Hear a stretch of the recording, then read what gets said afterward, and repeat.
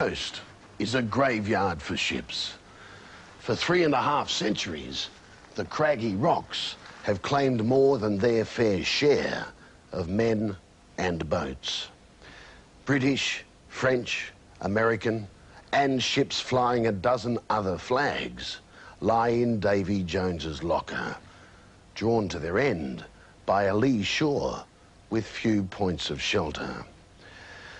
One of the international fleet that visited Australia's west coast and never left was the Alkimos, a dark, brooding hulk that some say is a ghost ship.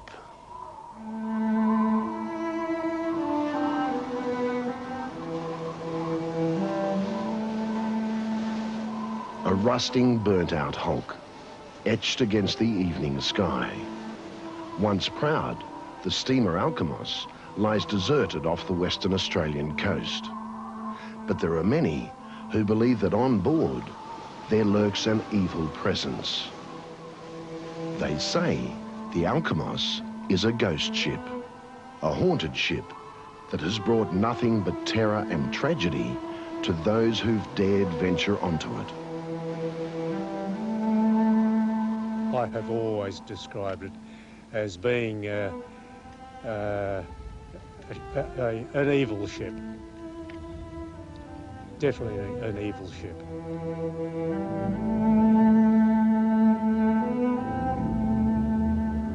Can you really? And Jack Sue should know. He's one of Australia's most experienced scuba divers, a man who's spent decades investigating the Alkimos and its ghost, a ghost who goes by the name of Henry. Jack can't be certain, but he estimates that in the last 30 years or so, more than 20 people, directly or indirectly involved with this twisted wreck, have met untimely deaths. My advice is don't go. Whether it be divers or photographers or whatever. It's not really worth the risk.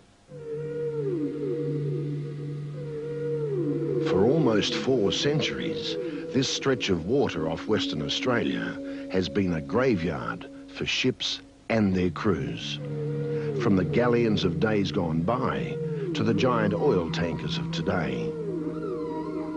The Alkimos joined the long list of casualties on March the 20th, 1963, when she went aground on a voyage from Indonesia.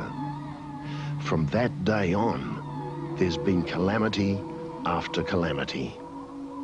All attempts to salvage her have failed, and now she sits there with only her ghost for company. It's created so much unhappiness, so much sickness, so much hardship for people who've gone broke. There just hasn't been any end of it for 27 years. This is no place for anyone with a weak heart. That diary entry was written by a young American exchange student who took what he thought was a cushy part-time job as caretaker on the Alkimos. The diary convinced Jack Sue that there was more to this ship than meets the eye. I thought this was a bit of a farce at first, until I started reading the diary. And this young guy, Wayne Morgan, started off the diary by saying that how enthusiastic he was about going out on this ship as a caretaker, because he needed a suitable place to do some SWAT quietly, and also it gave him the opportunity to put some time into his favourite pastime, that was line fishing. But that easy life would soon come to an abrupt and frightening end. The young American began hearing noises at night, began feeling a presence he couldn't see. He was so scared of moving around the ship. And of course the steps, he mentioned the steps above his cabin so many times that, you know, it wasn't funny. 14th of July, 63, 10:15 p.m. Been down to the engine room, but never again. The eeriest place on the ship. From the time I left my cabin, I could hear footsteps following. I was scared out of my wits. There was no movement on the ship. It was a calm night, and all of a sudden, the doorway between the captain's cabin and the bridge slammed shut at a hell of a force. Wayne described it as though somebody had deliberately slammed the door. And he got such a hell of a fright, he dropped the torch, dropped the book, and he just fled in the opposite direction. Willy-nilly, he had no idea where he was going, but finished up down in the engine room and eventually found his way back to his cabin. But he said he vowed and declared then he would never go out at night again out of his cabin. The noises went on and on. The young American became more and more frantic. Finally, he could take no more. He left this cursed ship and was admitted to hospital, a psychiatric hospital.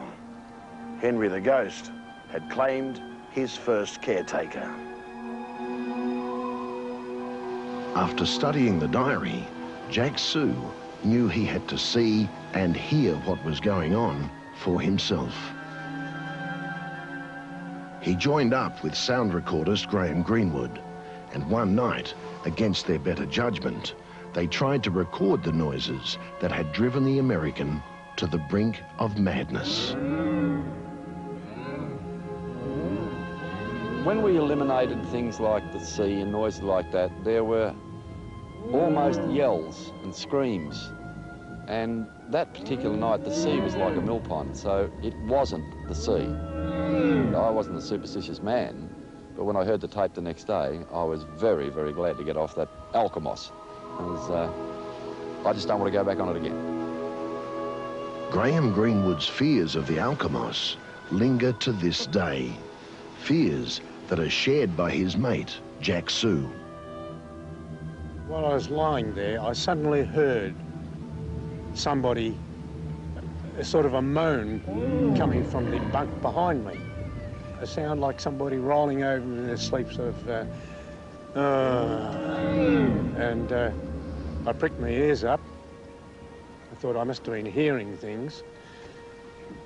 So I listened again, and sure enough, it came a second time. And I can tell you I wasted no time getting out of that cabin because I wasn't imagining things.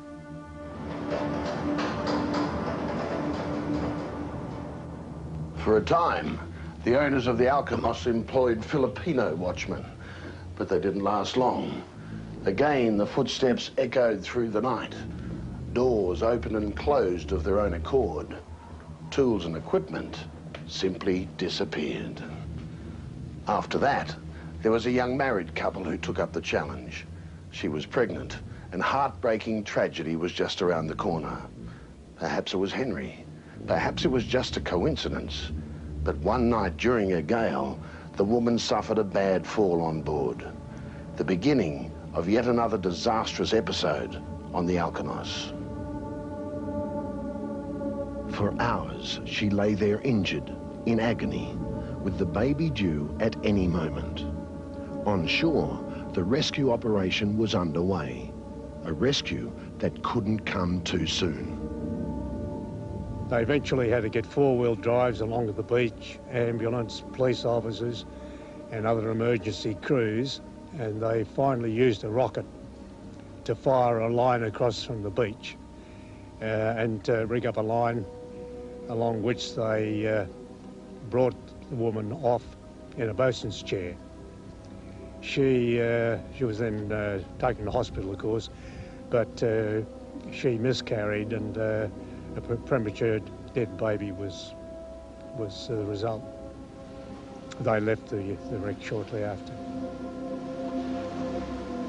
Many more caretakers were to be driven from this ghost ship. Sometimes it was the noises. Sometimes it was more specific. Cooking smells coming from the empty galley.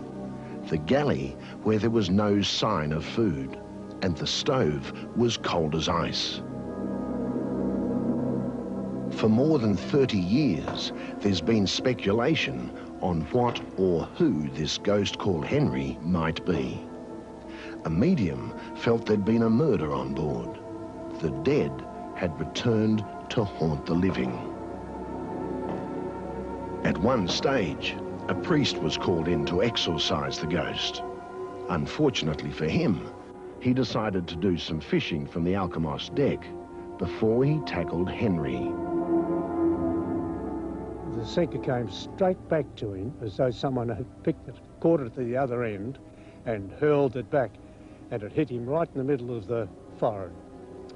And he had to be carted off to hospital to have stitches inserted, and wasn't a very, very well man, so he never got the opportunity to, I don't think he made any attempt to exorcise the ghost. And to the best of my knowledge, never went back on the ship again. In Western Australia, the Alkimos and its ghost achieved a degree of fame. Or was it infamy? There were staunch believers, and even stauncher disbelievers, anxious to prove or disprove the legend. One of the skeptics was Perth radio announcer Ted Bull. Back in 1990, I thought, why don't I do something different for Halloween? And I looked around for ghost stories, for spooky houses and haunted things, and the thing that jumped out at me, of course, was the ghost ship, the Alkimos. Technically, everything was in order. Tests had proved beyond doubt there'd been no problems broadcasting from alongside the Alkimos that Halloween.